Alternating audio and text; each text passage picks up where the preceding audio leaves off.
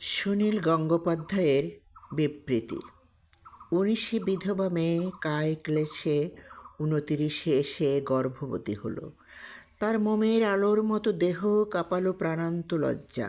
বাতাসের কুটির সন্দেহ সমস্ত শরীরে মিশে বিন্দু বিন্দু রক্ত, অবশেষে যন্ত্রণার বন্যা এলো।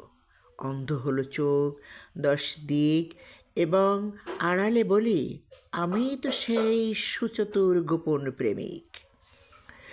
দিবাসাধ্য পায়ে হেঁটে ফিরি আমি, জীবিকার দাসত্ব ভিখারি। ক্লান্তি লাগে সারা রাত, ক্লান্তি যেন অন্ধকার নারী।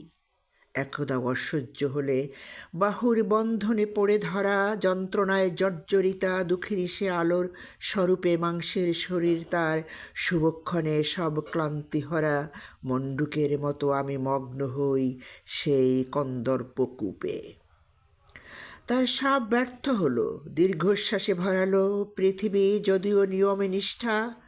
স্বামী নামে স্বল্প চেনা লোকটির ছবি শিয়রেতে ত্রুটিহীন, তবু তার 2 শঙ্খ স্তনে পূজার বন্দনা বাজে আদিগন্ত রাত্রির নির্জনে। সে তার শরীর থেকে ঝরিয়েছে কান্নার সাগর, আমার নির্মম হাতে সঁপেছে বুকের উপকূল। তারপর শান্ত হলে সুখে দুঃখে কামনার ঝড়, গর্ভের প্রাণের বৃন্তে ফুটে উঠল সর্বনাশ ফুল। বাঁচাতে পারবে না তাকে ঊনবিংশ শতাব্দীর বীর সিংহ শিশু। হবিষ্যান্ন পুষ্ট দেহ ভবিষ্যতের ভারে হলো মরণ সম্ভাবা। আফিম, ঘুমের দ্রব্য, বেছে নেবে আগুন, অথবা দোষ নেই দায়ে পড়ে যদি বা ভজনা করে যিশু।